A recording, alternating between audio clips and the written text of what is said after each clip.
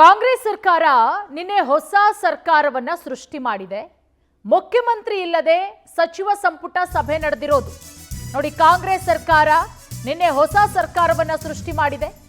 ಮುಖ್ಯಮಂತ್ರಿ ಇಲ್ಲದೆ ಸಚಿವ ಸಂಪುಟ ಸಭೆಯಾಗಿದೆ. ಬಿಜೆಪಿ ರಾಜ್ಯಾಧ್ಯಕ್ಷ ವಿಜಯೇಂದ್ರ ವಾಗ್ದಾಳಿಯನ್ನ ನಡೆಸಿದ್ದಾರೆ.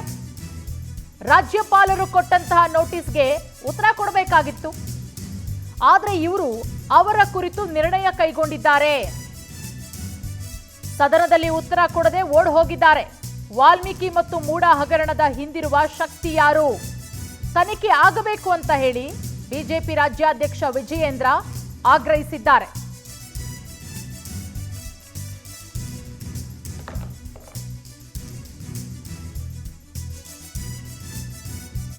ಆ ಮೂಡ ಈ ಒಂದು ಕಾಂಗ್ರೆಸ್ ಸರ್ಕಾರ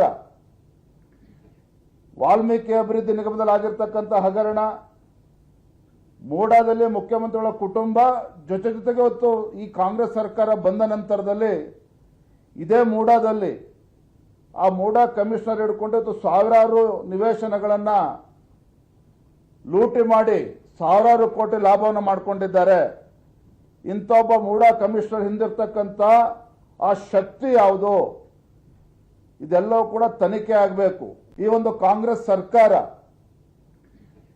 ವಾಲ್ಮೀಕಿ ಅಭಿವೃದ್ಧಿ ನಿಗಮದಲ್ಲಿ ಆಗಿರ್ತಕ್ಕಂಥ ಹಗರಣ, ಮೂಡಾದಲ್ಲಿ ಮುಖ್ಯಮಂತ್ರಿಗಳ ಕುಟುಂಬ ಜೊತೆಗೆ ಹೊತ್ತು ಈ ಕಾಂಗ್ರೆಸ್ ಸರ್ಕಾರ ಬಂದ ನಂತರದಲ್ಲಿ ಇದೇ ಮೂಡಾದಲ್ಲಿ ಆ ಮೂಡಾ ಕಮಿಷನರ್ ಹಿಡ್ಕೊಂಡು ಸಾವಿರಾರು ನಿವೇಶನಗಳನ್ನ ಲೂಟಿ ಮಾಡಿ ಸಾವಿರಾರು ಕೋಟಿ ಲಾಭವನ್ನು ಮಾಡಿಕೊಂಡಿದ್ದಾರೆ.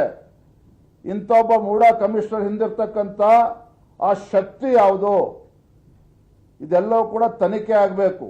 ಮುಖ್ಯಮಂತ್ರಿಗಳೇ ಇಲ್ಲದಂತ ಕ್ಯಾಬಿನೆಟ್ ಮೀಟಿಂಗ್ ಆಗಿರ್ತಕ್ಕಂಥದ್ದು, ಈ ರಾಜ್ಯದ ಮುಖ್ಯಮಂತ್ರಿಗಳು ಇಲ್ಲದೇನೆ ಸಚಿವ ಸಂಪುಟದ ಸಭೆ ನಡೆದಿರ್ತಕ್ಕಂಥದ್ದು, ರಾಜ್ಯಪಾಲರು ನೀಡಿರ್ತಕ್ಕಂಥ ನೋಟಿಸ್ಗೆ